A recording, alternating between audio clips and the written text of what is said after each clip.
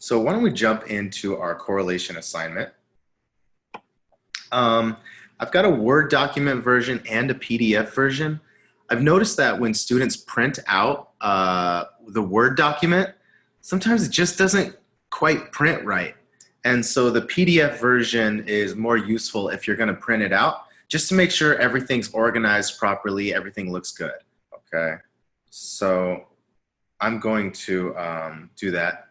And also, if you ever get something and it looks kind of weird, come yell at me about that. That's something I got to fix. All right. I want to make sure that you guys have the best materials. Okay. So, I try to do PDF versions of every assignment because I've seen that, well, it's really hard for you guys to do the assignment if you can't see what you're looking at. Okay. So let me pull up that PDF. Actually, I'm going to download it. Okay. Okay, so this assignment is going to talk to us about a few concepts in correlations that I want you to be able to understand, especially for the exam later.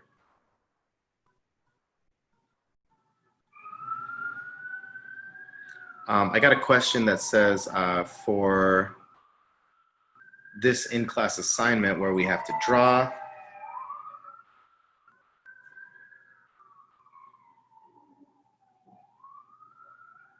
Do we have drawing? Oh, here it is. Is it okay if we just copy or redraw the graph because my printer doesn't work? Yeah, so usually when people don't have printers, and you know, I've mentioned this before, but I don't have a printer either. So I just work all my stuff on the computer and I try to make it work if possible. So if you don't have a printer, what I usually tell people to do is when you get to the drawing portion, just draw it on a lined sheet of paper or some other sheet of paper and take a picture and include that with your submission, okay? And that's because I think that drawing is really, really helpful. If you understand what you're drawing, I think that's gonna help you understand the concept better as well. All right, so I don't want you to skip that drawing part. Okay. So the first question here, I'd actually prefer not to answer the question right away. But the first question says, for the following correlation coefficients, which is the strongest correlation? And then the second question says, which is the weakest correlation? And what I want to ask you guys is, how do we identify a strong correlation? How do we identify a strong correlation? Maybe I need the Word document.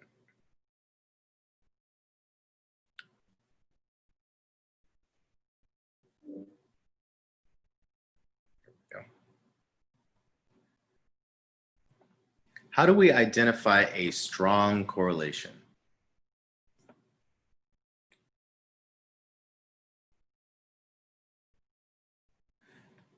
Based on the number being positive is one answer I got.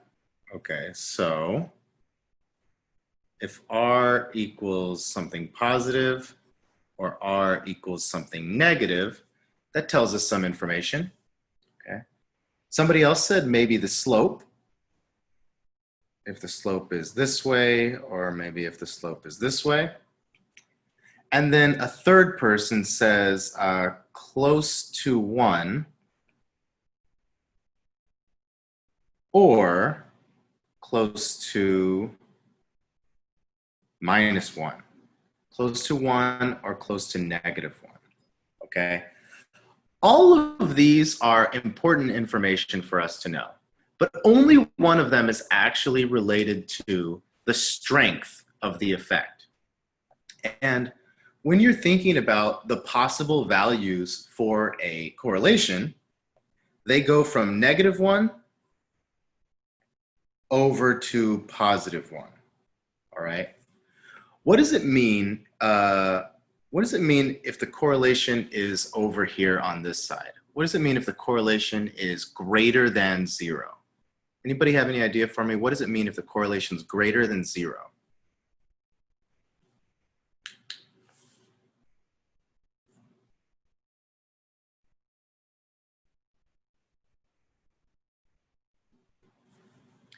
Any ideas? What does it mean if a correlation is greater than 0?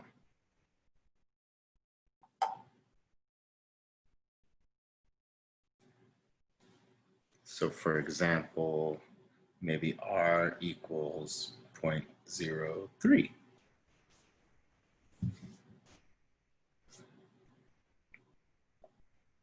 How about 0.30? What does it mean if the number is greater than 0?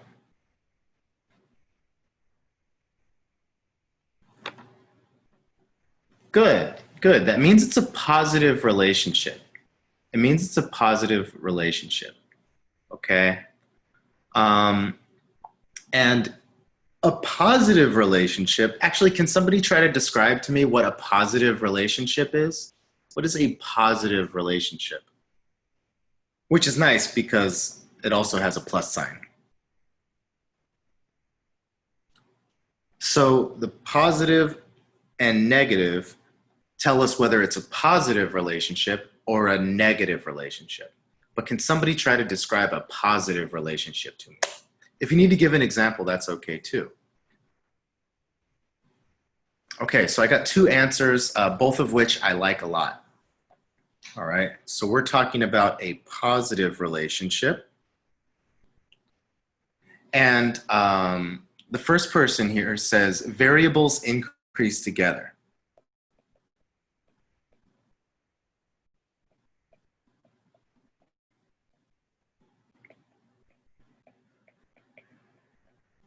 All right, variables increase together. That's great.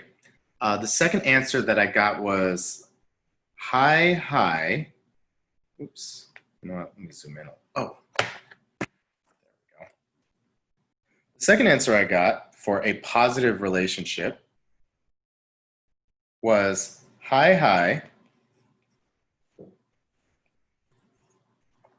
and low. All right. Those 2 answers mean the same thing. The variables increase together. If you're low on one, you're probably low on the other one. If you're high on one, you're probably high on the other one. Okay? These are 2 good ways to describe a positive relationship or a positive correlation. And maybe you could think of an example.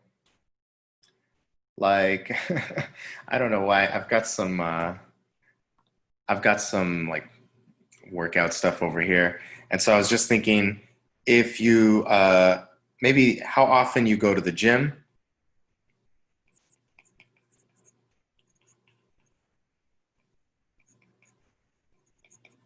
How often you work out, and how much you can lift.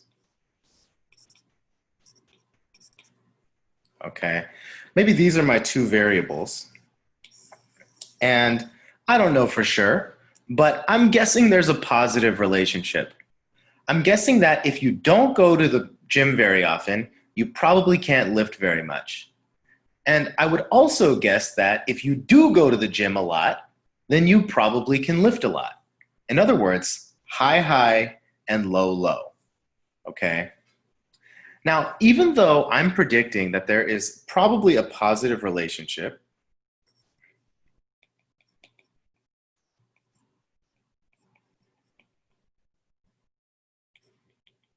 even though there's probably a positive relationship between these 2 variables, I'm sure not everybody who goes to the gym all the time can lift a lot of weight. You know, some people don't care that much about lifting weights. Maybe they go to the gym and they do running. That's not really going to help you much in lifting weights. Or maybe you're just like a naturally larger person. Larger people can lift more weight. You know, it doesn't really matter how much you work out. So it's not a perfect relationship. Some people could break the trend, but my guess is if you go to the gym more often, you probably can lift more weight. Okay, so I would consider this a positive relationship. Now I got a question here that says, can you be high on one and low on another? And the answer to this is yes, if we're talking about an individual. All right. If we're talking about an individual, you can go to the gym all the time and not lift very much weights. That's okay. All right. You're allowed to do that. Even if there's a positive relationship, you're allowed to do that. But if a lot of people go to the gym and don't work out very much, or rather, a lot of the people go to the gym a lot and they can't lift very much weight, and a lot of the people who can lift a lot of weight don't go to the gym very often, well, now you're starting to break that positive relationship. Now it sounds like maybe a negative relationship, okay? So a negative relationship is going to have more, for a negative relationship, we're going to have more low-high and high-low. All right, low-high and high-low. And so, again, this does not mean that everyone will be low in one and high in the other. That's not what it means. It means that most of the time, all right, there's a general trend that more people who are low in one variable are high in the other, and people who are high in one variable are low in the other. Okay, there's a trend in that direction. So all that we just talked about was about this, positive or negative. Okay, positive or negative. That's what that tells us. But that means it does not tell us about strength. Okay, the positive or negative does not tell us about strength. Strength is actually independent of positivity or negativity. Okay, let's try this next one. How about slope? Now, slope is a good guess. But it's not exactly right. And I think the best illustration is with a perfect correlation. A perfect correlation is a very, very strong correlation, so strong that it's perfect, okay? And all of the data points in a perfect correlation will be on the same line. That's how strong the correlation is. It's not just strong, it's perfect, okay? If I know your variable on X, then I also know your level on Y, okay? Now, this is an example of one perfect correlation, the strongest your correlation could be. This correlation that I've drawn here would be R equals 1, positive 1. R equals positive 1. Because it's a positive slope and everyone's exactly on that line. But you can imagine another positive relationship like this. Maybe that's not steep enough to make my point. Let me try again. Now, these two graphs have very different slopes. Very different slopes. But they're both perfect. They're both extremely strong. In fact, they're the strongest that it could be. Even though they have different slopes, we would again get a correlation value of positive 1. Both of these slopes have equal strength, all right? So it's also not really about the slope. Instead, what we care about when we're asking how strong a correlation coefficient is we're asking how close is this correlation to 0, or rather to 1 and negative 1, all right? If the correlation's close to 0, that means it's a very weak correlation. It's almost no correlation. 0 means no correlation. So the closer we are to 0, the weaker the correlation. The farther we are from 0, in other words, the closer we are to 1 or negative 1, then the stronger the correlation is, okay? So, wow, I've done a lot of drawing and we haven't even answered one question yet, but I hope that was useful. So let's look at this first question. It says, which of these correlations that we have drawn here, which of them is the strongest and which of them is the weakest? Oh, but before I get there, I got another question that's a really, really good question. It basically says this.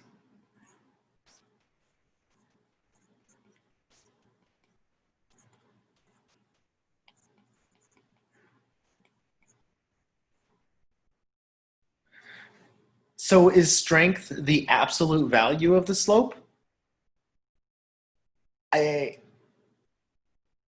Well, it's the absolute value of the R, all right? Not the slope, but it's the absolute value of the R, okay? So if your R has a large absolute value, then it is strong. If your R has a small absolute value, then it is weak. If you guys can't remember what absolute value is, it basically just gets rid of the negative. So if we have an R of 0.35 and another R of negative 0.35, these two have the same absolute value. In other words, they have the same strength, okay? So yes, that's a good way to think of it, is the absolute value, all right? So now, when we're thinking about the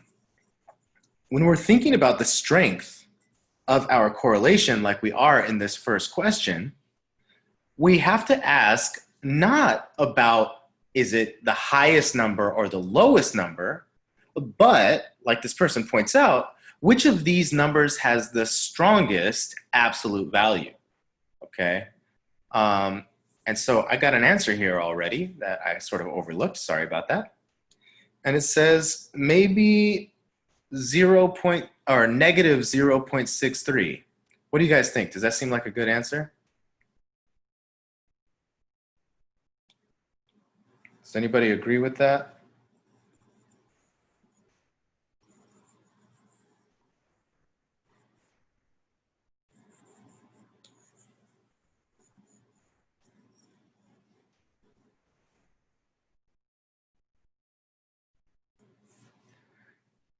Anybody feel like negative 0.63 seems good?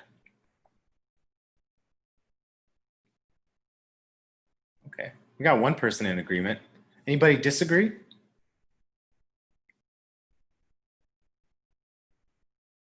Okay, good, looks good. All right, I'm gonna, right. So somebody said here, going based on the absolute value, I agree. And that is what we care about here, all right? Because if we look at another one, like this guy right here, 0.029, okay? I'm gonna bring our number line back up and see what that looks like.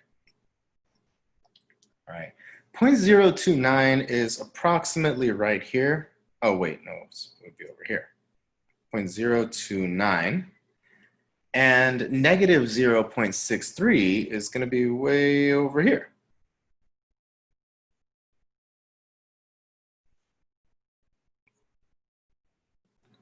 All right. And so if 0 is no correlation, then 0.29 is actually closer to 0. It's closer to no correlation. Okay. So we would want, if we're looking for the strongest correlation, we want to look at which one is the farthest away from 0. And even though it's negative, that is indeed this one, okay? That is indeed this one. So positive and negative has nothing to do with the strength. If we're only asking about strength, then you've got to focus on the absolute value.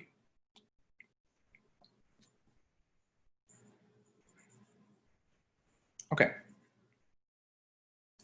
Now, we talked a bit earlier about positive and negative correlations. And this next question says, I want you to think about variables that may be correlated with one another. So the first question says, name 2 variables that are probably negatively correlated and estimate the correlation. The second question says, name two variables that are probably positively correlated, all right, and estimate the correlation. Now, I think these are different levels of difficulty. I think one of them is a little bit easier than the other one, but I kind of want us to give this a shot, all right? I kind of want us to try this out. And so one of the ways that I'm hoping we could do this is I'm going to split you guys up, and I'm going to split you into... I told you, hold him. I'm going to split you into only 4 groups. Okay, I'm going to split you into 4 groups. For two of the groups, I'm going to ask you to try to find variables that might be negatively correlated.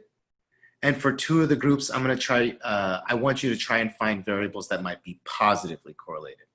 All right, we're going to try this. I know we haven't done this in a little while, but we're going to give it a shot. Okay. I don't want to be standing up here just giving you guys answers. I hate doing that. All right, so I'm going to make 4 groups.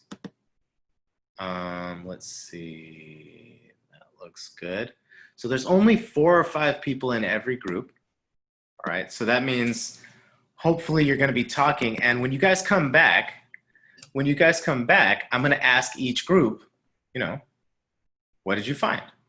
Okay, so group 1 has Ashley, Ivan, Jose, Rich, and Ruby. And for you guys, I want you to work on problem A that says just this one thing, name 2 variables that are probably negatively correlated, all right? Same thing is gonna be true for breakout room number 2. That's Juana, Kevin, Marisa, and Talia. Talia P. Yeah, Talia P. All right, so those 2 groups are going to work on a negative correlation. See if you can come up with a negative correlation. And for rooms 3 and 4, I want you to try to come up with 2 variables that are positively correlated with each other. All right, so that's going to be for positive correlation, Carolina, Kimberly, Nayeli, Ryan, Vianney, and Diana, Nicole, Nina, Shayna, and Talia A. All right. So if you're in groups 1 or 2, you're working on A. If you're in groups 3 or 4, you're working on B. All right.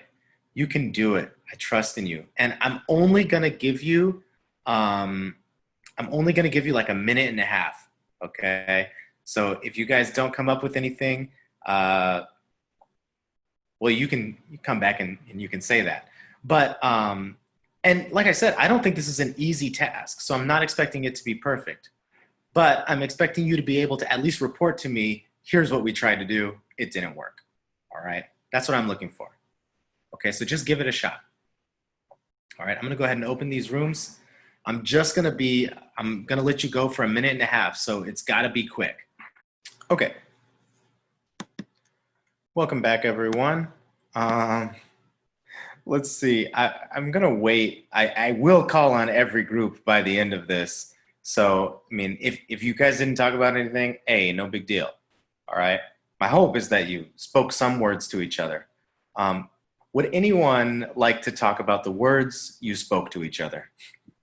I'll wait for volunteers first. Oh, me and my group talked about like the more alcohol you consume, like the less you're gonna run the distance. All right. Now that I should have said this before. I should have had you say it before.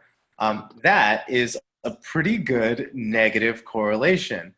I can't say that I've ever tried to run after I've had alcohol before. No, I don't think I have. But sure, I imagine that you can't run as far, right? And this is supposed to be a negative correlation. And so I'm guessing if you don't drink very much alcohol, you can probably run pretty decently far.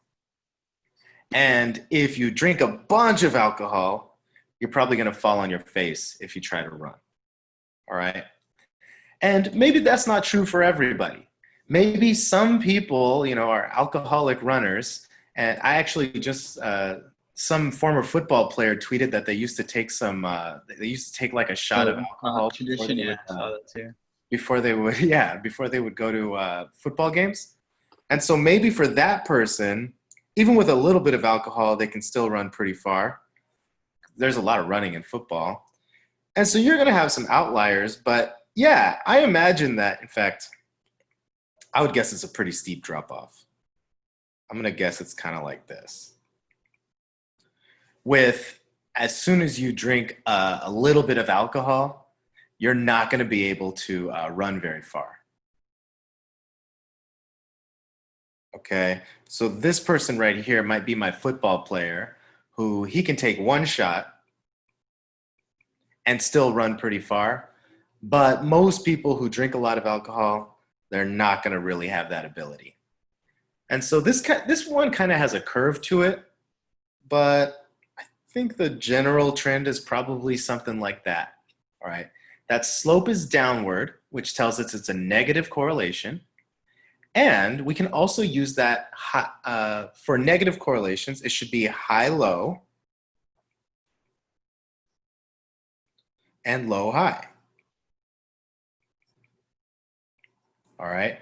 So high-low is high in alcohol, low in distance. And low-high is low in alcohol, high in distance. Okay. And so that's a great example. Thank you. Anybody else who wants to volunteer about what you guys talked about?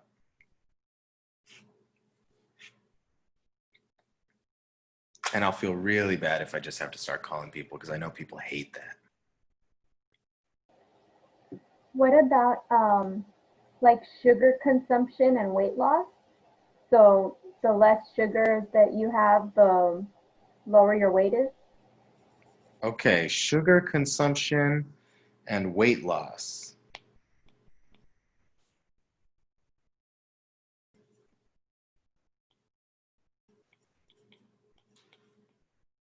All right. Now, somebody who was not in that group, do you think this was were they in a group that made a positive correlation or were they in a group that made a negative correlation? The two variables were sugar consumption and weight loss. Do we think that was a positive correlation or a negative correlation? Negative? That's right. That's right. She was in a negative group. So here's sugar consumption and weight loss. All right. So they think that the more sugar you consume, the less weight you're going to lose. And the less sugar you consume, the more weight loss you're going to have. Now, of course, that doesn't mean every single person in the world is going to follow those strict guidelines. Some people are freaks of nature and they can just lose weight no matter what they eat. Other people, we've shown lots of evidence that sometimes no matter what you do, you're just not going to have very much weight loss. But the general trend is downward. The general trend is downward. The more sugar you consume, the less weight loss you're going to have. That's a great example. All right. Now we've done our two negative examples, so the other ones are going to be positive. Would somebody from our positive groups try to chime in and give us some of your examples? For my group, we came up with the idea of like the taller you are, the more you probably weigh. Oh, yeah. Oh, wait, that shouldn't be tall. That should be height. The variable is height. One possible level is tall, and another possible level is short. All right. And then the other variable you had was weight. And so again, I think we can imagine counter examples. I know lots of tall, really skinny people, and I also know, some short people who are a little bigger. But if you're taller, you just have more body. There's more of you. And so the general trend, despite, it's not going to be a perfect correlation, but the general trend is upward. All right.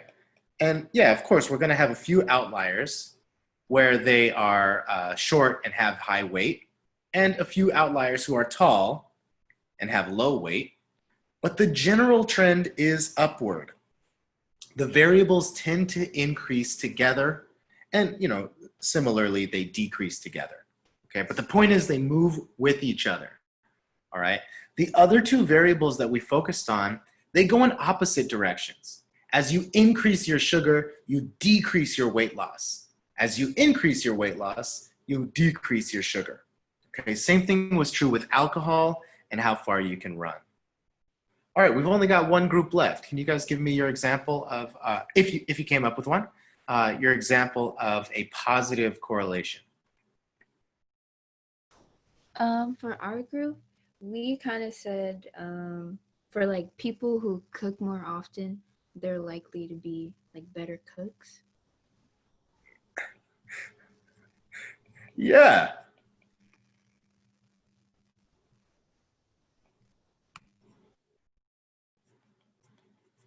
Practice makes perfect, right? So in general, if you don't cook very often, you're probably not going to be very good at it. And if you cook all the time, you're probably going to be pretty good. All right.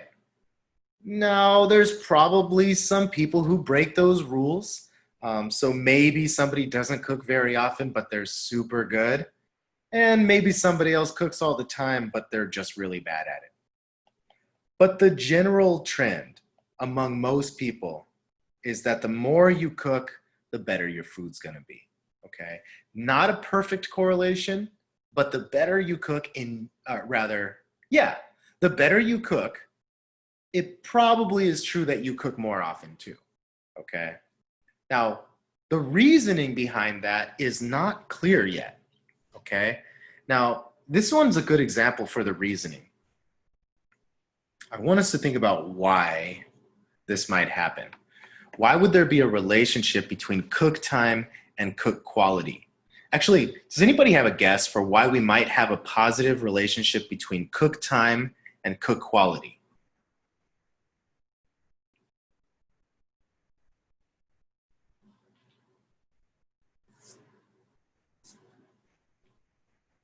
What would cause this relationship?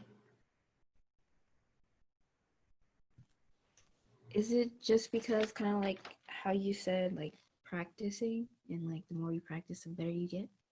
Okay, I'm going to say that's one possibility. Practicing could lead you to cook more often, or rather, that's not what I meant to say. Practicing, essentially cook time, could increase your cook quality, okay? And I got another person who said something similar. If you cook less, you're not gonna get as much experience, your food's gonna be bad, all right? So that's one option. Anybody have another option for me for why your cook quality might be related to your cook time?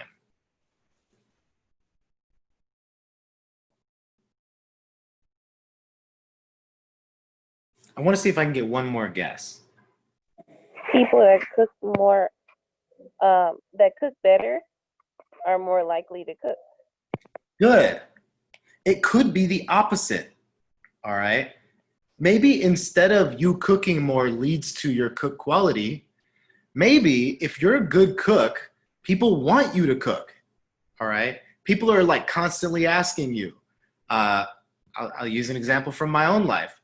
My dad cooks I don't live with them anymore, but when I was growing up, my dad would cook all the time. My mom never cooked. Not because, actually, I'll just tell you, my mom's terrible. My mom's awful at cooking. She's got many other amazing qualities, but she's terrible at cooking. And so it's not like we're ever asking her to cook for us, all right? So it's possible that cook quality could actually lead you to cook more. If you're a particularly good cook, you might get a job as a chef, then you could cook all the time, okay? So it could go the other way. Desire? I don't know how to write that in short terms, but it could go the other way. All right. And so it's important to remember that when we have correlations, even though sometimes it seems obvious which one causes the other one, we don't really know. All right. So it could go either way. Now, there's one more reason that there might be this relationship, and I'm not 100% sure somebody's going to get it, but does anybody have another guess for how we could get cook time and cook quality to be positive related to each other? We already talked about cook time increasing your quality. We talked about cook quality increasing your cook time. What's a third possibility? Juana, you got something? Yeah, maybe when you have a time to cook, you can take time to analyze and do better practice or like cook better. I think that's good. I think that's good. Free time. All right. I'm going to talk about free time. Now, free time is going to allow you to cook more. Free time is going to allow you to cook more. Practice. And if you've got free time, that could give you more time to go look on Pinterest and find, 6 or 7 recipes for the same thing, see which one you like better, and then choose the one that fits you and think about how you're cooking. And regardless of how often you cook, if you put more effort into it because you've got more free time, that's probably going to increase the quality of your cooking too. So in this third example, it's not that cook time changes cook quality or that cook quality changes your cook time, but instead, something else helps both. If you've got free time, you cook more. And if you've got free time, your food cooking is better. Not because one caused the other one, but because something else caused both. All right? And I'm going to skip down a little bit to talk about this. All right?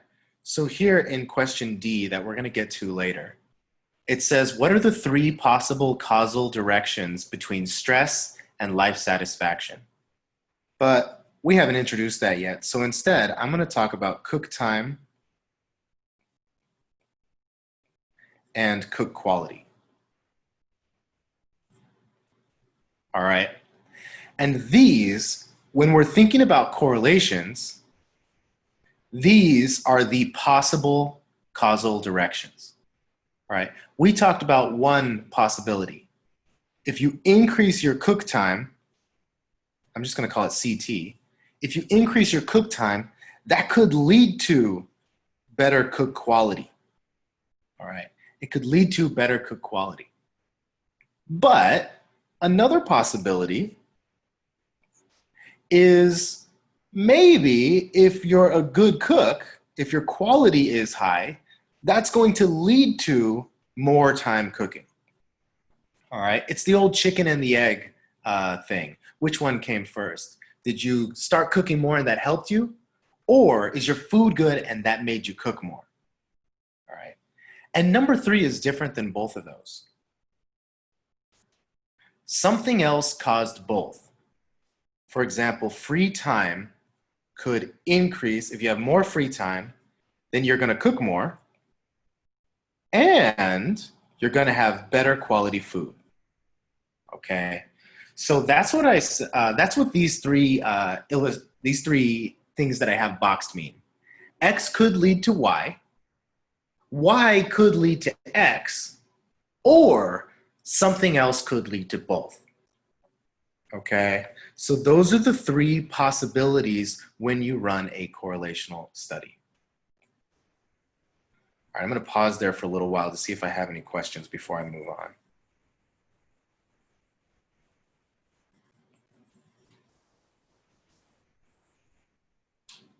Okay.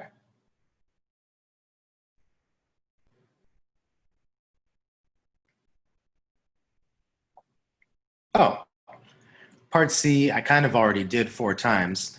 It says, draw a scatter plot below indicating the variable names on the X and Y axes. Make sure to include a line of best fit for your data.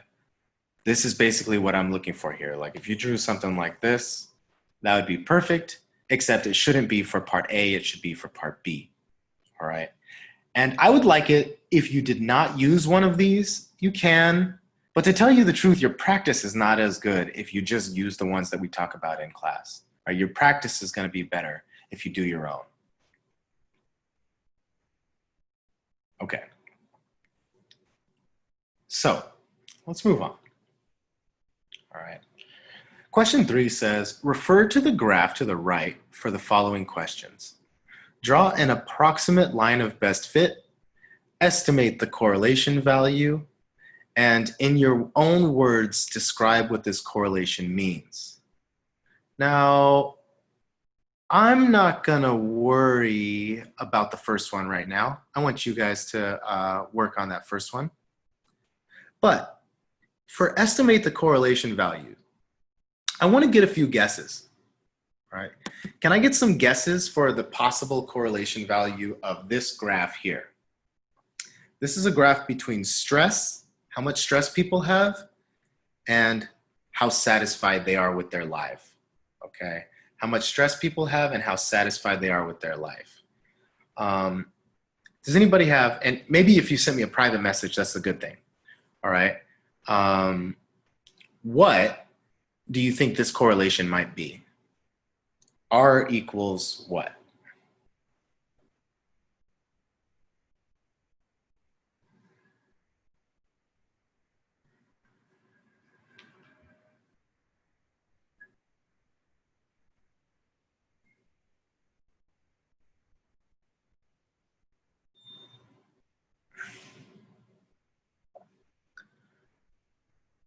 So one person asked a question. That is a good question to ask. It seems like the answer to that question is yes.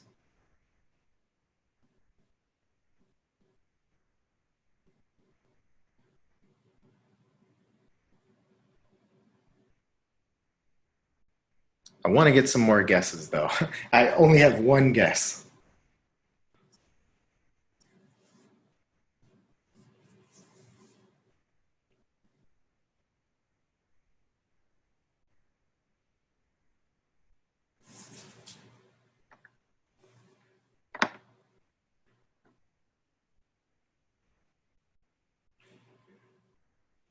Okay, maybe instead we should try and think about how do we make this guess.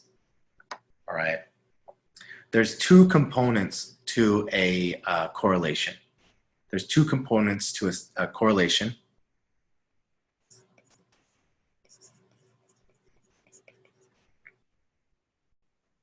One is direction. Okay. One is direction, and two is strength.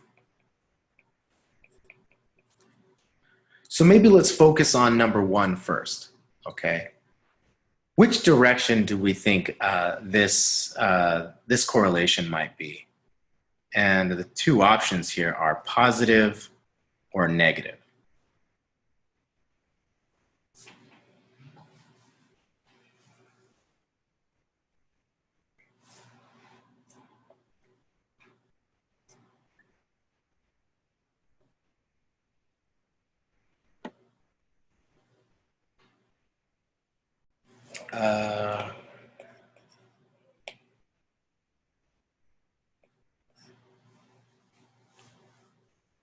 In other words, what I'm asking with this first question is, should we put a positive sign here or a negative sign here for the direction of our correlation?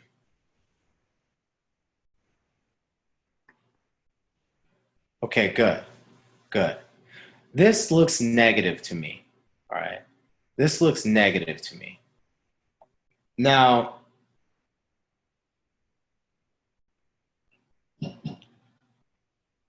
I'm going to draw a line of best fit here. And the way that I'm going to do that is I'm going to put my line of best fit by thinking about the average at different points along the x-axis. All right, so I'm going to cut it into slices and think what's the average at this point? So for my first arrow, the average, I should do a different color. The average is about right there. For my second arrow, the average is about right here. Third arrow doesn't have a good spot, but if I'm thinking about this dot right here, so maybe a little higher than that, I'm not sure. Over here, the average is right there, and maybe here. And so when I'm creating my best line of best fit, that's how I do it, all right? I find the approximate average at different points along my x-axis, okay? So let me draw my line of best fit like that. And so let me get rid of my estimations. Oh, hey.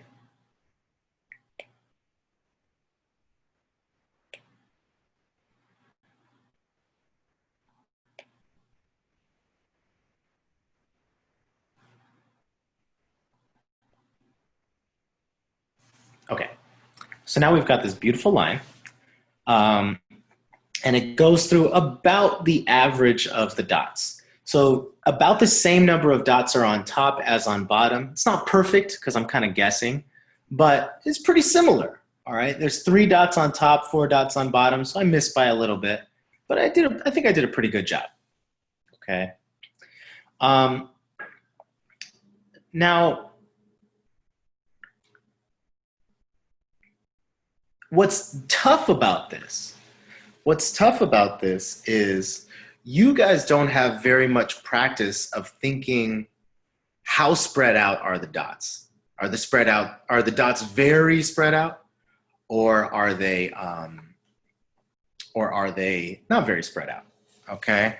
And the way I want you to answer this question, instead of thinking about the spread of the dots, all right, when we're answering this second question about strength, oh, sorry, the answer for the first question was negative.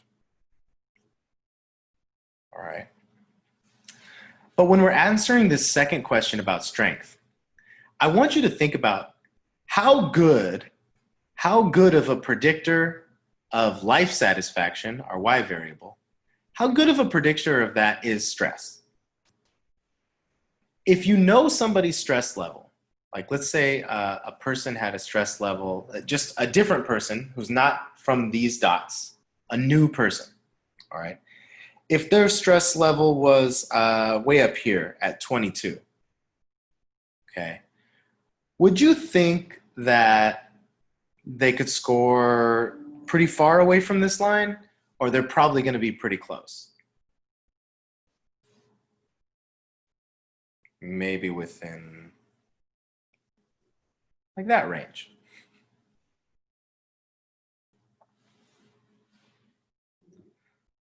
Now, when we're thinking about this, we look at the dots that are present. Right? We look at the dots that are present. And we can see that, I mean, to me, this is a skill you have to build, but to me, it looks like these dots are pretty close. I don't see anybody who's breaking the high-low trend. There's nobody high in stress and high there's nobody high in stress and high in life satisfaction. There's also nobody low in stress and low in life satisfaction. Almost everybody falls very close to this line. If you're high in life satisfaction, you're generally pretty low in stress. If you're low in life satisfaction, you're pretty darn high on stress, okay? And that could be for any number of reasons, but there don't seem to be many people who break that trend. That means there is a strong relationship. If, on the other hand, we had more people who scored farther away from this line,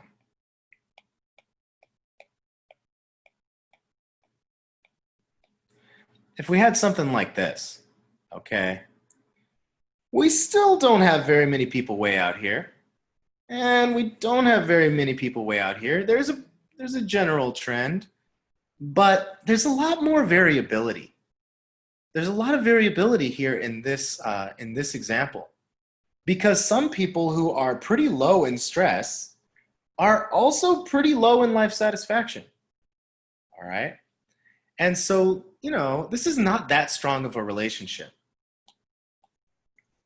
But this original one that we started with, I think this pattern is pretty clear. All right, this pattern is pretty clear, and people stick pretty close to that. So I'm going to say this is a pretty strong correlation. I did a bad job drawing that again. All right, this is a pretty strong correlation. So, you know, what would be an example of a strong negative correlation? Does anybody have a strong negative correlation example for me?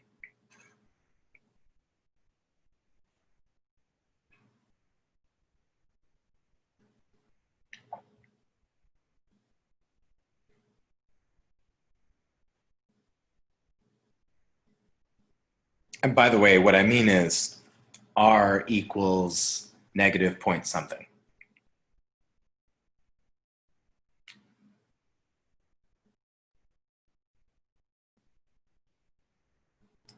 Yeah, so I got one person who says negative 0.84, another person says negative 0.8.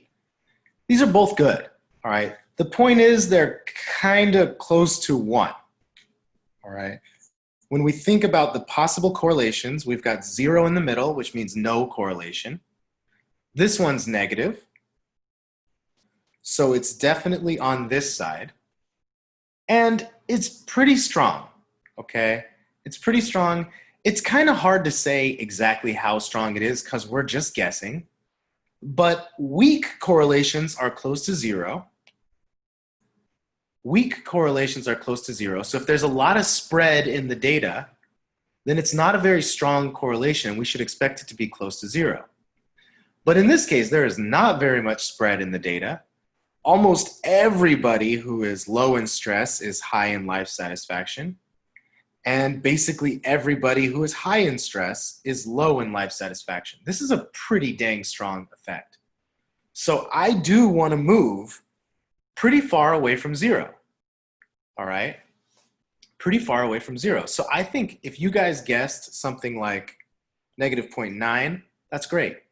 Negative 0.8, that's great. Negative 0.7, that's still great, okay? Those are large numbers, are extreme numbers, all right? Not large, but extreme, okay? They're far away from 0. And so any of those are good, okay? And I got a question here that says, do we have to be accurate, or is just giving a good guess okay? Giving a good guess is definitely okay, all right? Here are some incorrect answers, okay? And I care more about incorrect answers than I do about finding the correct answer.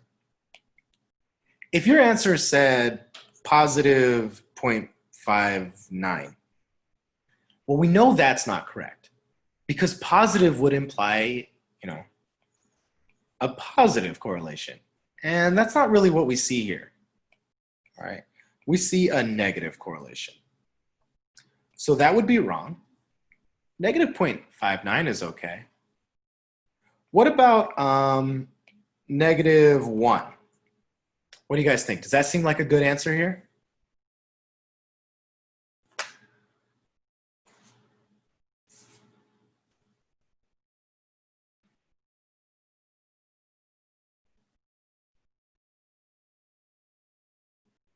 What about negative 1?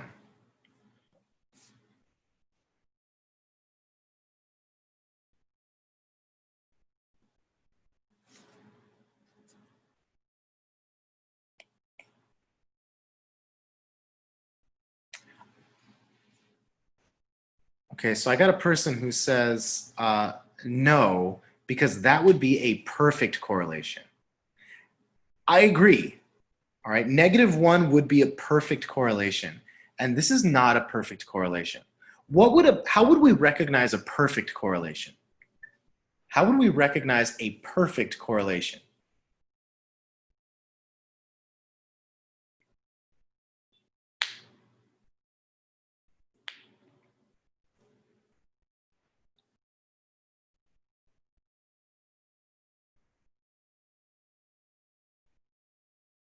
So one person responded, okay, good. And then another person, now these are two different ways of saying this, and I like it a lot. 3 different now that are all great, okay? The first person says, a perfect correlation would be a straight line, okay?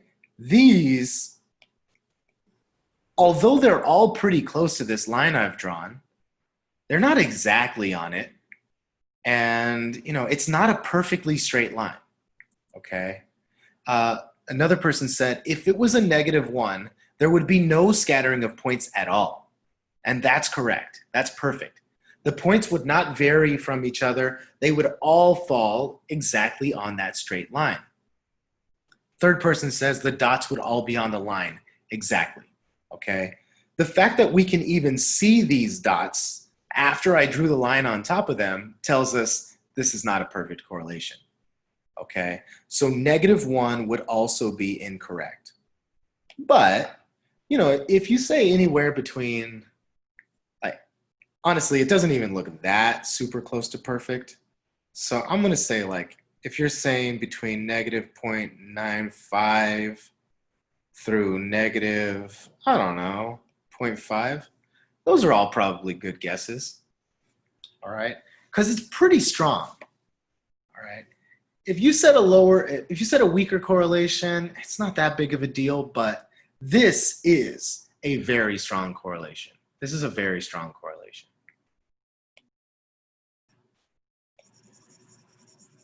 Okay. Part C says, in your own words, describe what this correlation means. Oh, that's good. Can one of you try to describe what we see here between stress and life satisfaction?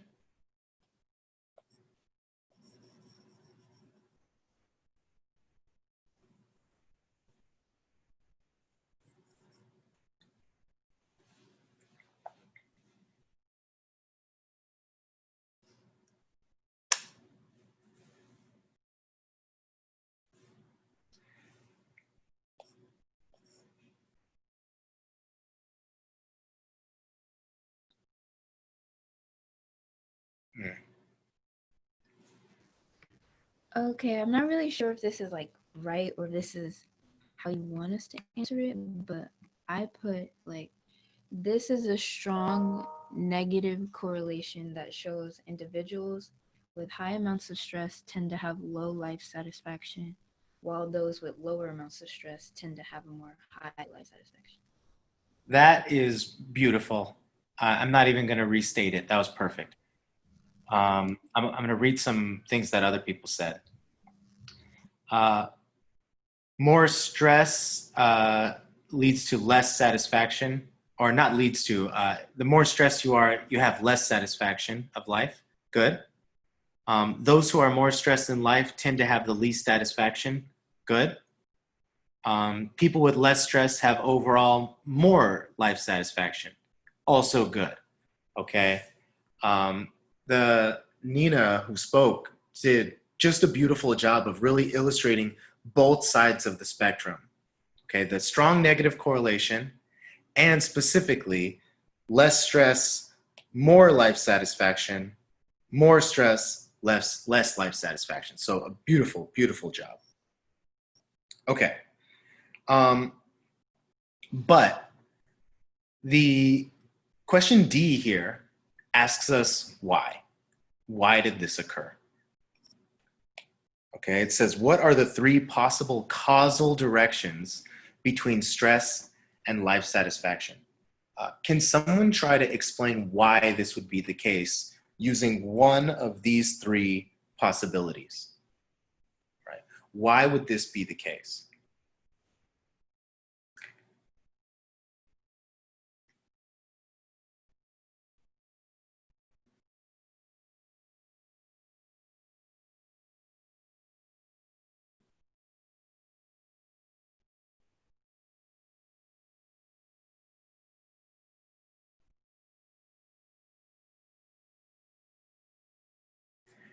And in particular, I think this one is the most challenging. And so if you can, while you're thinking, you're specifically think of a 3rd variable that could impact both, think that would be really cool. But any explanation is great.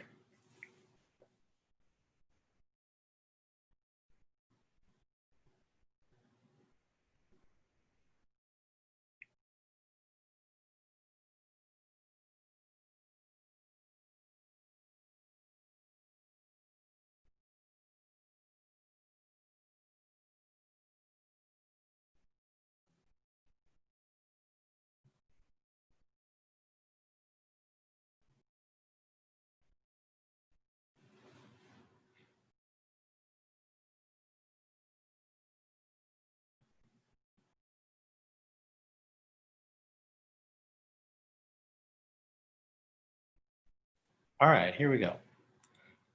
The less you're satisfied with your life, the more you'll tend to be stressed out about the other things. Okay, I like that. So, life satisfaction will lead you to be more stressed about other stuff. And I could see that happening. Maybe your life is not taking the natural or the maybe the direction that you're hoping it would. And that causes you to be stressed, more broadly speaking, not just in the areas of your life satisfaction, but also in other areas too. I think that's great. So that is an example of Y leading to X.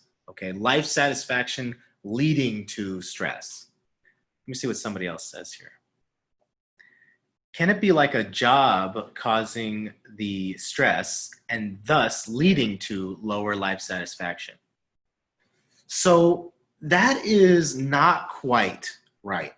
All right, that is not quite right. That and that's a really good, I'm glad you answered that though, because that's a good way that a third variable could be involved, but it doesn't actually fit this. Okay, here's what I mean. Okay, so the first person told us life satisfaction could lead to stress. Another possibility is that stress decreases your life satisfaction. Okay, that's another possibility. And what this person says here, can it be a job causing the stress and thus leading to lower satisfaction? That's kind of like this. Okay, job leads to stress, which leads to life satisfaction. So this explanation actually still fits under X leads to Y. Okay, it still fits under X leads to Y. So that is not an example of C leading to X and Y. All right, and this is a tough thing. This is a tough thing to think about. Now, I could take that job explanation and see if I can turn it into a third variable explanation. Let me try. So if we're going to talk about a third variable, then job should lead to stress and it should lead to life satisfaction. All right. Separately though, not job leads to one and then that leads to the other. It should lead to them separately. Okay. So maybe, how about this? What if you lose a job? If you lose a job, maybe that makes you stressed because now you have to look for a job. You've got these additional things that you had to do that you didn't have to do before. And there's a big change in your daily activities. So that could increase your stress. And despite that stress stuff, that could also decrease your life satisfaction because now you no longer have a job and your life isn't doing what you want it to be doing right now. And so that is a way that losing your job could cause both higher stress and lower life satisfaction. Let me see what somebody else says here. What if your life satisfaction is already low, so you hate your job, increasing your stress? So that would be another example of life satisfaction leading to stress, okay? You just added a middle component. Life satisfaction leads to you hating your job, which leads to stress, okay? But that would still count as X leading to Y, all right? And this is what's tough about these third variables. These third variables are sometimes hard to think about because a third variable implies that there's actually no relationship directly between stress and life satisfaction. Instead, something else causes both. Something else causes changes in both. And trying to figure out what might be there is very tough, okay? I'm gonna let you guys try it, and I'll give you an answer on Monday. I don't wanna give you an answer here because this is a tough one. Okay, let me see. Actually, somebody gave an answer here. How about losing a loved one?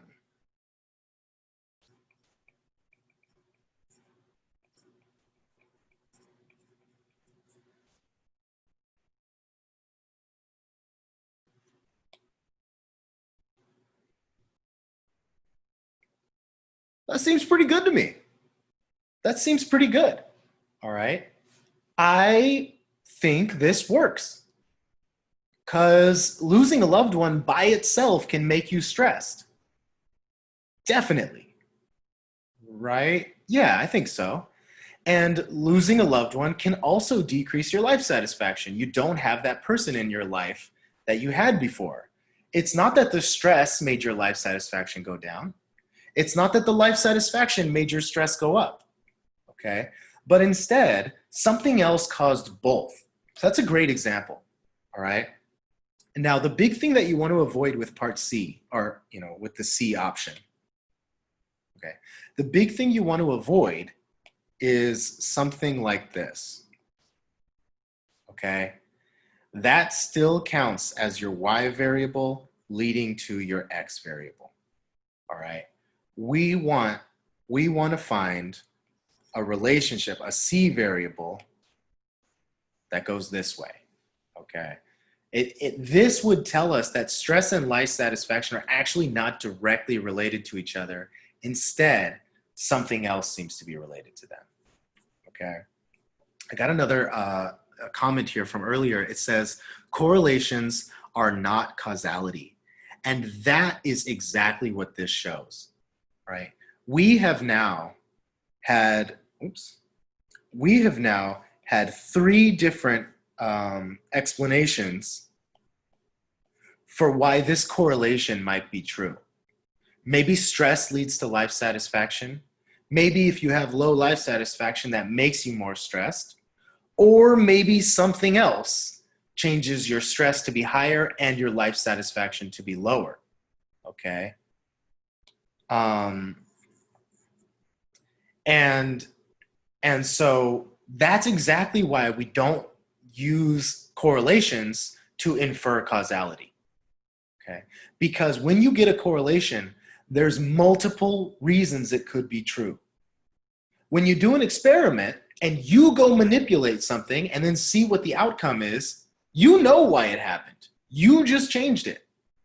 But in a correlation, like this one, we didn't do anything to these participants. We just said, hey, how much stress you got? And they said, 19. And how's your life satisfaction? And they said 4. So we wrote down their score, all right? We did not change their stress. We did not change their life satisfaction and see what happens as a result. We don't know why there's this pattern. We do have good reason to believe, though. We have good reason to believe it's one of those 3, all right? We have good reason to believe either stress leads to life satisfaction leads to stress, or something else causes both to change, okay? These are the only ways that we could lead to a correlation here, all right? So that was a beautiful example that somebody gave there at the end. I want you guys to try and come up with your own example. I know it's tough, but I want you to try. And let me just look at this last question before we get out of here. Third variables are variables that cause changes in our x and y variables. For example, ice cream and shark attacks are only correlated because they are both affected by daily temperature. So we have x and y. They are correlated with each other. When we do a correlation, I like to draw that with two arrows because we don't know which one causes the other. There's three possibilities. Maybe shark attacks lead to ice cream. Whoops. Maybe ice cream increases shark attacks. Or, seems more likely, something else leads to shark attacks and also leads to ice cream sales. Not that one causes the other, but that something else causes both. All right. And so your job in this last question is to try and come up with a third variable. This is that task that we were just doing. Try and come up with a third variable and basically describe how this third variable may lead to the correlation that we saw up above. In other words, describe how this could be true, all right? Okay. Now, obviously, we didn't get to work on the PSPP stuff, and that's all extra credit anyway. I'm thinking what I'll do for that is I'm going to go through that at PSPP, and I'm going to go through that PSPP and maybe record myself while I'm doing it so we can still do the walkthrough for people who want to maybe watch that and do the extra credit assignment. But we won't spend any time in class on it. Now, I've got a person here who has a question about the this shark attacks thing. Okay. Sharks might like how people taste when they eat ice cream. Okay.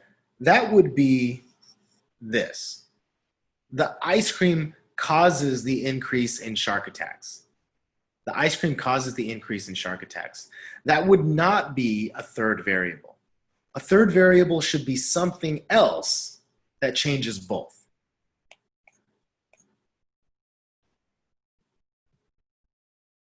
And actually, so in this example, temperature was the third variable.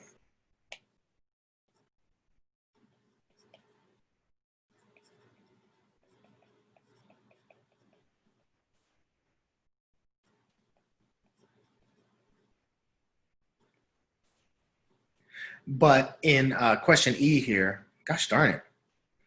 In question E here, your job is to do the same task, but instead of for sharks and ice cream sales, the third variable you're looking for is for stress and life satisfaction.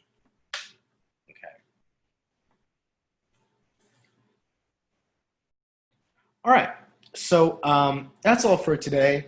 I've got office hours at 2 o'clock. So that means I'm not super busy between now and 2.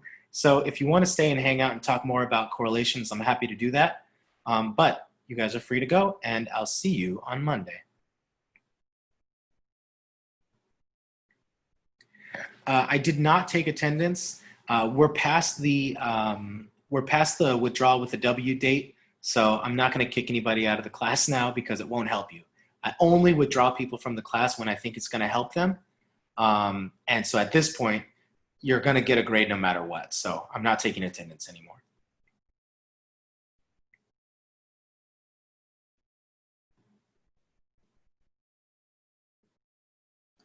All right, I see that I've still got a few people here. If you've got any questions, feel free to ask them and I can talk about them here.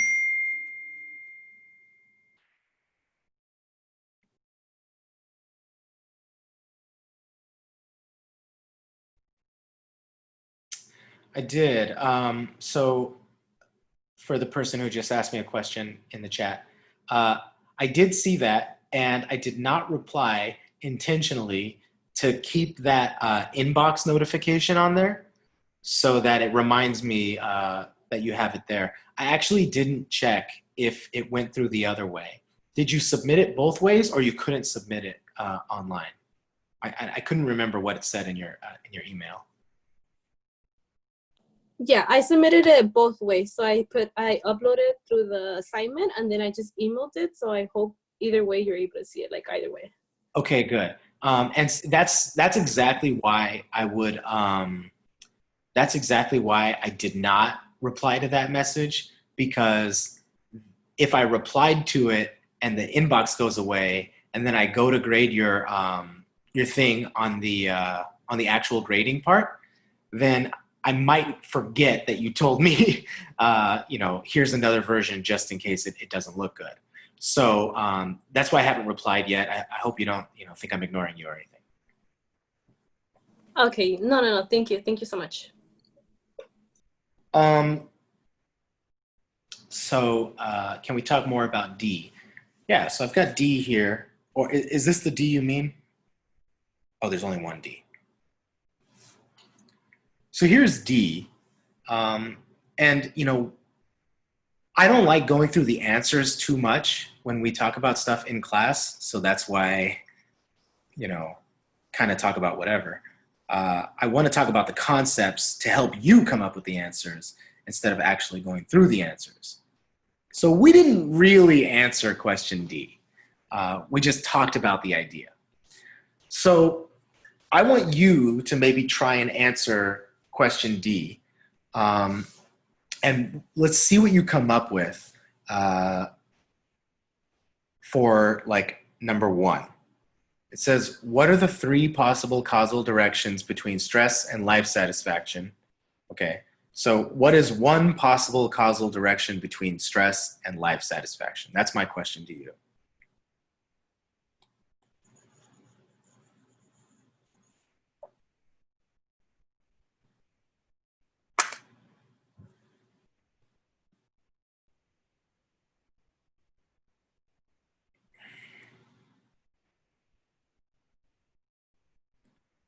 So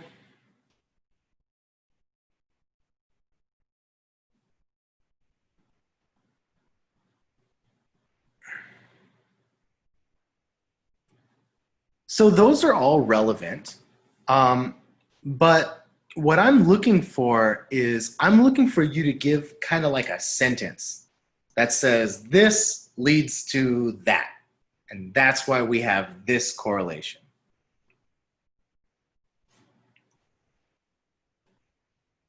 So that's what I mean when I say causal directions. Blank leads to blank.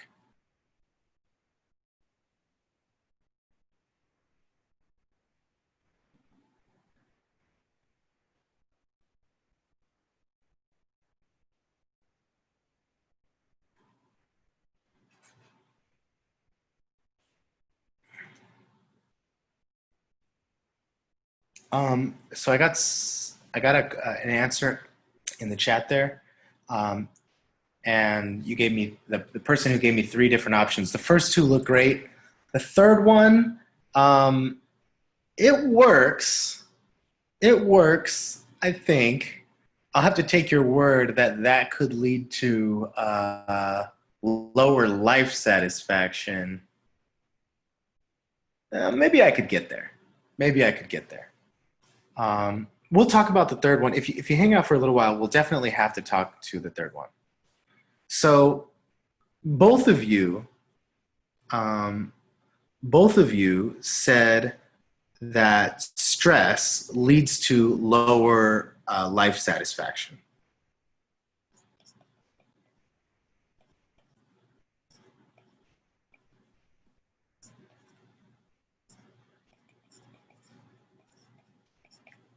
That's perfect. All right, that's perfect. So that is one possibility, okay?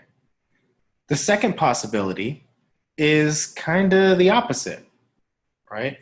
Lower life satisfaction leads to higher stress. All right, and I got an answer from Ryan Talia. Do you have an answer for that third one?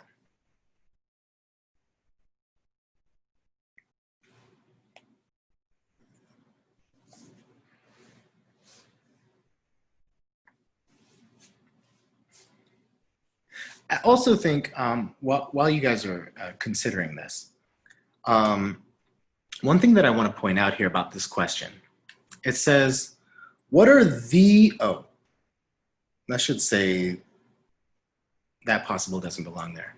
What are the 3 possible causal directions between stress and life satisfaction? So the 3 tells you there are only 3 possible answers to this question. You are going to list all 3 of them, all right? You're gonna list every possibility. So one possibility is stress leads to lower life satisfaction. That is one possible explanation. Number 2 is life satisfaction leads to stress, okay? That is 2 possibilities. There's only one more possibility, okay? What is the last possibility for why there is a correlation between these 2?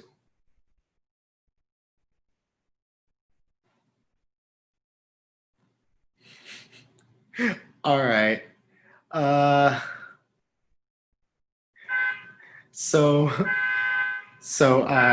for you, do you guys mind? I mean, we're talking privately, but there's only 2 of you, so you know who I'm talking to. She said, and this is a really good idea because I hadn't thought of it. Both. All right, both. Essentially, stress leads to lower life satisfaction, and life satisfaction leads to, or rather, lower life satisfaction leads to more stress at the same time.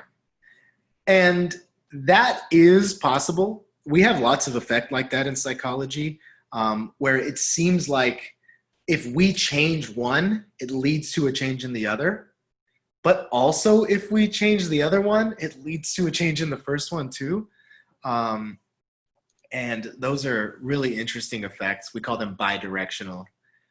However, that still falls under these 2. It's just those 2 at the same time. Yeah, so I'm not looking for that. I'm looking for something else besides these 2 that explains why there would be this relationship, you know? Because it looks like they're really closely related to each other. But they might not actually be. They might not actually be. All right, and that's what this 3rd possibility is. Okay? So this is good. So you said here, we just put C because we don't know for sure what causes it. This is the correct answer, all right? So the way I would write that is something else affects both. All right. Ryan gave a more specific example in your answer. And so, you know, I felt like it was a little too specific. And your answer actually fit better for part E, where you're actually supposed to think of a 3rd variable. But the real answer here for part D, number 3, is something else affects both of them. All right. It doesn't have to be the case. Yeah, no, and I want you to do that, so you're totally cool. It doesn't have to be the case that one leads to the other or the other leads to the one. It could be just that something else affects both. All right.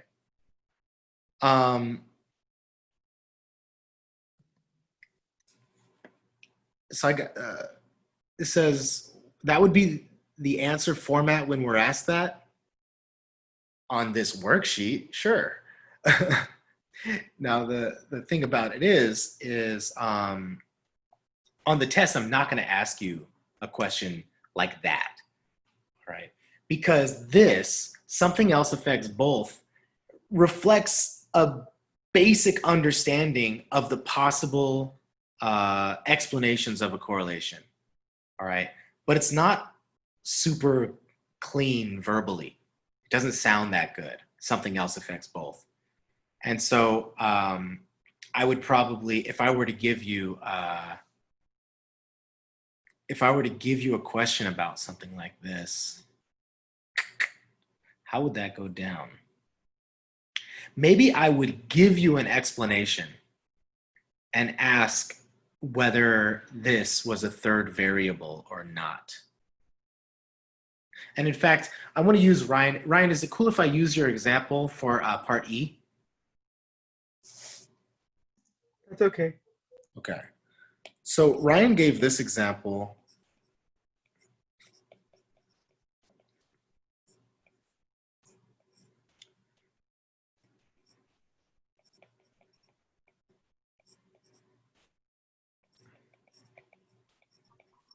And then we would say that yes or no, that would be another. Right. And so I would, with words, you know, it's hard to like give you that impression, but with words, I could say this, you know, losing keys affects your stress, makes it your stress higher, and it also makes your life satisfaction lower. Okay. If I say it that way, where there are two separate things, lose keys leads to stress and lose keys leads to life satisfaction, but they're separate from each other, then that's a good example of a third variable. But if I instead gave you something like this, where lose keys leads to stress and the stress makes you less satisfied with your life, this is no longer a third variable, all right? Because this is just number one. All that is number one. And it tells you where the stress came from, okay? This example that I've drawn down here is just number one. So if we're gonna have a third variable, something else, like losing your keys, has to affect both, and maybe separately is important there, all right? It's not a chain, it's two separate effects that just look like a correlation. Or it is a correlation. We call it a spurious correlation. This would mean that it's not that stress and life satisfaction are directly related. That's a spurious relationship. It only exists because they're both related to something else, all right? I'm gonna give you guys my answer to this question that we would go over on Monday, and maybe this will help you understand. I hope it doesn't prevent you from coming up with your own explanation, though.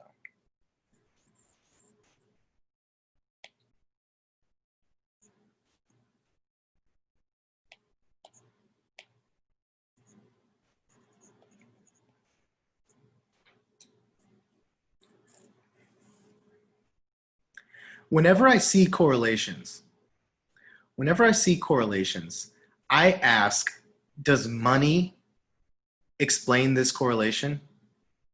If I just knew how much money the people in this study had, would that explain why we found this correlation? Okay, because I think money runs the world. That's my personal opinion. And so there's lots of correlations that I think are affected by money, all right?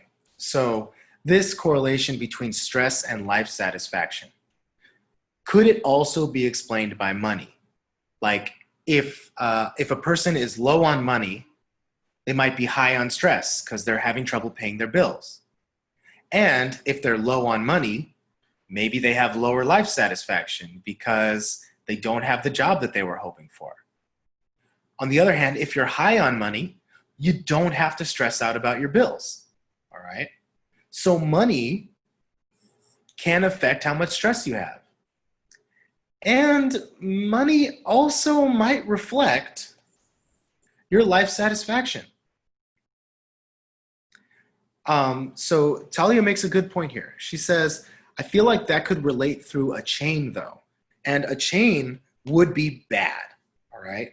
If it goes like this, that does not count as a third variable, okay? So that's a good point there, Talia.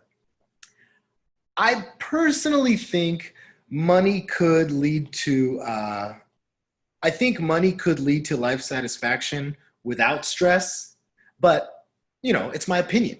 So if you think different, that's totally fine, but you understand the concept, and that's what I really care about. Let me talk to you about another correlation that I think money might impact. And that is,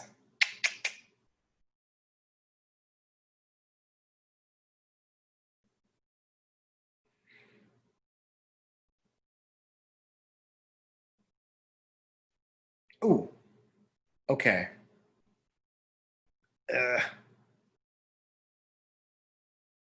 Say it. So we have this, I use IQ a lot in this class in the beginning, but I say that I don't like the IQ concept. And this isn't a perfect example because it's not strictly a correlation in the way that we've talked about it before. But there is a correlation between race and IQ. All right, there is a correlation between race and IQ. However, if you take money into account, all right, and when I say money, I'm thinking very broadly, because people from minority groups tend to live in areas that have less tax money. Their families tend to have less money. They go to schools that have less resources. And so it's not really that surprising that they might have different IQs than each other. Not because their intelligence is actually different, but because money is related to race and money is related to IQ. All right? This correlation is garbage. All right? Money is the real answer. And so when you see a correlation that does not use experiments, there's no manipulation, you're not going in and changing something and seeing what the result is. You're just looking at differences in the world. It's always important to say, what else could explain this? It's not enough to just think of the first two explanations. Maybe stress leads to lower life satisfaction, or maybe lower life satisfaction leads to stress. You have to think of other possible things that could affect the relationship. So I said that wasn't a correlation because in this class, we are only talking about correlations on a scale variable. And race doesn't have a scale variable. You have categories of races. So, so technically speaking, this isn't a correlation in the way that we've been defining it. That's why I said that it wasn't a perfect, yeah. So the reason I keep saying in this class is because technically speaking, we use a lot of correlations with categorical variables. Just when we're introducing you to a concept, sometimes we lie to you. It's kind of like how your math teacher, when you were in first grade, your math teacher said, math is about numbers, not letters. And then you get to algebra and they bring numbers in and you're like, hey man, you lied to me. That's kind of what we do in statistics. We set up these like really rigid rules. And then later when you get more advanced, we kind of break down those rules and allow you to do more fancy stuff. But we basically cheat. So if we want to do this as a correlation, we have like black 0 to 1 and white 0 to 1 and Hispanic 0 to 1. All right. And so we kind of treat them all like scale variables, but a Hispanic person would have a 0 score for black, a 0 score for white, and a 1 score for Hispanic. And then you basically run the statistics in the same way, but it's kind of complicated.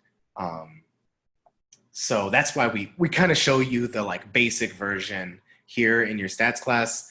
Only when you get more advanced do we talk about, I don't even remember the name of this. Something coding. Effects coding? I can't remember the name. But yeah, so in this class, when we're talking about correlations, we're talking about two continuous variables.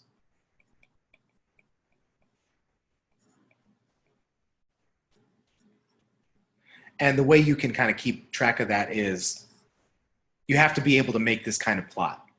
You can only make this plot if the two variables are both continuous, where your participant could do like this.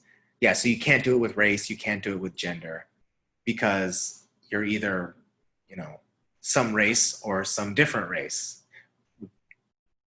We can kind of blend them together, but race is a weird construct. And so, yeah, we usually think of it as categorical. So here in this class, we want to focus on continuous variables. For categorical variables, we can do things like t-tests. For categorical variables, we can do things like t-tests or f-tests to do that, okay?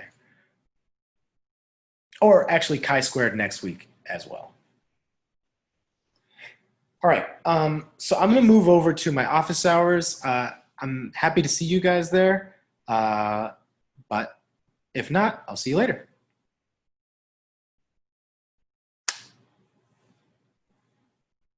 You guys have a good one.